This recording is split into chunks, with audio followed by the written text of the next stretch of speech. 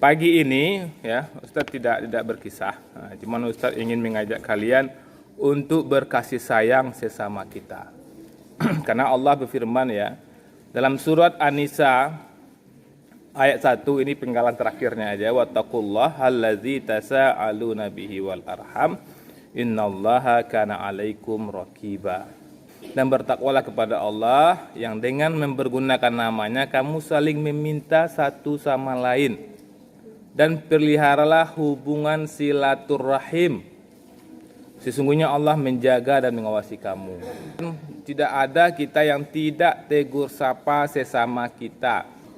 Jadi agama Islam ini agama fitrah. Jadi ketika kita benci, dizalimi oleh orang lain, agama kita membenarkan kita tidak menegur sapa orang yang menzalimi kita itu sampai 3 hari. Lewat 3 hari kita harus mampu memaafkannya. Di sebesar apapun kesalahan orang lain, kita harus mampu memberi maaf. Karena dosa kita kepada Allah juga banyak. Ketika kita mampu memaafkan kesalahan saudara kita, insya Allah kesalahan-kesalahan kita juga akan diampuni oleh Allah.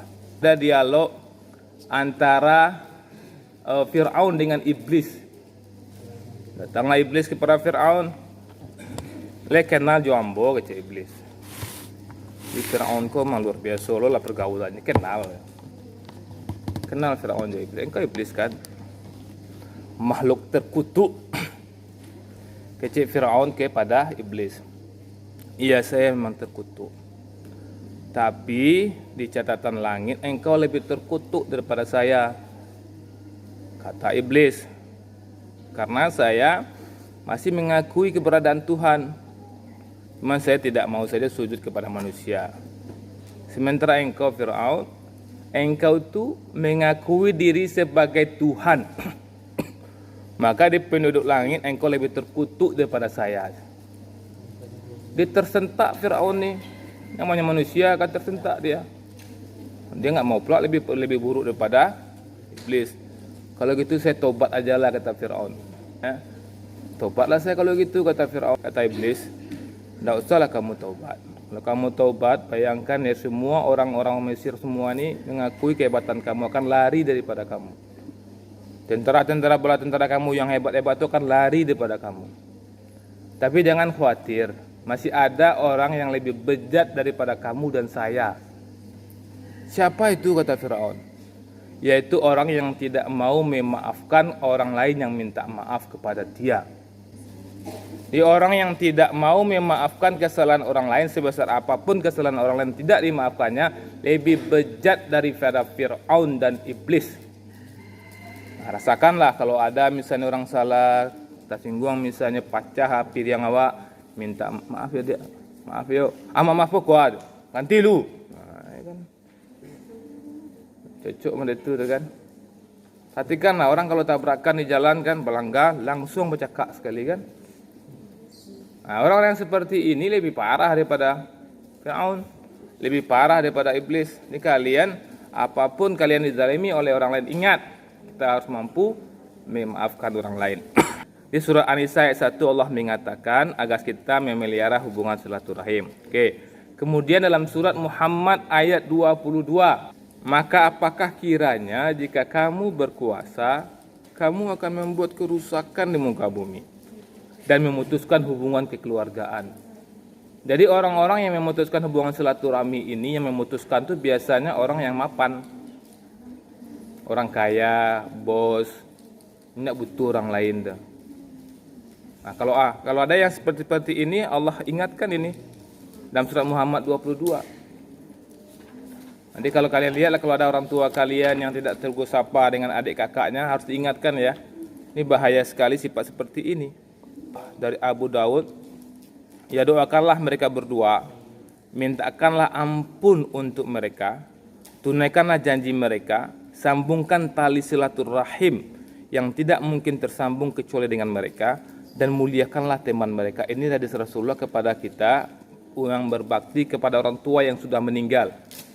Jadi kalau orang tua kita sudah meninggal, kita berbakti kepada orang tua kita masih bisa menyayangi saudaranya.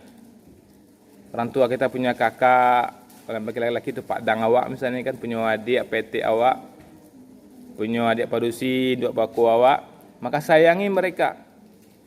Sambung silaturahmi kepada mereka.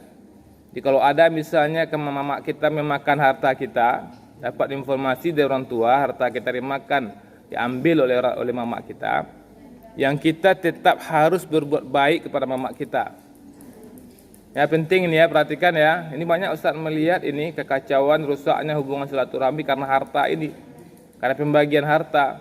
Orang tua akur-akur berkasih sayang, semua meninggal, orang tuanya bertengkar semuanya. Padahal Rasulullah mengatakan, kalau orang tua kita meninggal, kita masih bisa berbakti dengan menyayangi yang disayanginya. Jadi kalau orang tua kita meninggal, cara berbaktinya gimana? Sayangi anaknya. Anak orang tua kita siapa? Kita, adik kita, kakak kita. Sayangi mereka.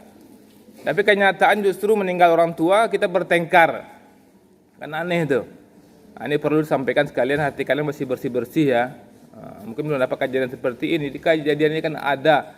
5 tahun lagi, 10 tahun lagi meninggal orang tua kita, ketika itulah terjadi benturan-benturan dan setan membisikkan ke hati kita, kakak engkau tu luar biasa tu haratu awak, rumah-rumah orang kaya ini lu tinggal sinan, mau bisa, rumah mau samu. Nah, ketika itu setan masuk. Tapi ingat, kalau kita memusuhi saudara kita, kita lebih bejat daripada Firaun dan iblis. Nah, ada beberapa akibat dari memutuskan silaturahim. Mempercepat datangnya siksa. Rasulullah mengatakan ya, hadis riwayat Baihaqi, tidak ada satupun dosa yang lebih layak untuk mempercepat datangnya siksa di dunia dan disimpan nanti untuknya di akhirat. Bayangkan ya, dua dagi Allah langsung azabnya di dunia disegerakan dan nanti di akhirat dagi Allah. Tandingkan zalim jo memutuskan silaturahim. Dia soleh bana wa, elok bana wa, salat wa banyak, hafiz Quran, tapi ada orang memusuhan je orang tu zalim buat nama tu mah. Yang kedua, menghalangi masuk surga. Akan masuk surga orang yang memutuskan hubungan silaturahim. Ngeri nak tu ha. Banyak infak, banyak zakat, pulang balik umrah awak, tapi awak putih hubungan silaturahmi juga kemanakan awak, juga adik awak, juga kakak awak. Nak masuk surga tu. Nanti bisikannya kita kan. Ni bisikannya kawak janganlah solat-solat julai. Tapi alhamdulillah awak tetap solat kan, mampu awak melawan setan. Jangan puasa-puasa sunnah je lah kecil setan. Tapi alhamdulillah mampu puasa sunnah. Tapi ketika setan memisian ke awak, ajan sapu nyolainya sombong tu maaf. Awak tak bawa lah kecil setan tu. Nak awak sapunya tu. Putih buangan silaturahmi, putih lo buang nampak ke Allah. Karena rahmat itu Allah yang punya. Yang ketiga, terhalangnya rahmat Allah. Rahmatku kasih sayang Allah, nak sayang Allah ke awak tu. Sungguhnya rahmat tidak akan turun pada orang yang memutuskan tali silaturahim. Pensil wak diambil dia kawan. Tu nak sapon dia kawan ambil tu pensil hilang. Suruh hilang lah. Kemudian yang keempat, tidak diterimanya amal. Hadis riwayat Ahmad, sesungguhnya pintu langit tertutup bagi orang yang memutuskan tali silaturahim. Yang kelima, memutus silaturahim akan diputus hubungannya dengan Allah. Hadis riwayat Muslim, rahim itu tergantung di arasnya Allah. Barang siapa yang menyambungku, maka Allah akan menyambungnya. Dan barang siapa yang memutuskanku, maka Allah akan memutuskannya. Awak punya langit dan bumi, punya surga neraka, Allah yang punya. Nak acu Allah kawak, berana malangnya awak tu. Ya Allah ampuni dosa hamba, ya Allah. Awak nak maafkan orang lain dah. Selama ini diambil, ya Allah, awak nak mau menyelamatkan orang lain dah. Ketika orang salah, awak kan menyelamatkannya tu kan. Orang salah tu yang masuk neraka tu mak. Awak maafkan, ya kan selamatnya dari neraka tu.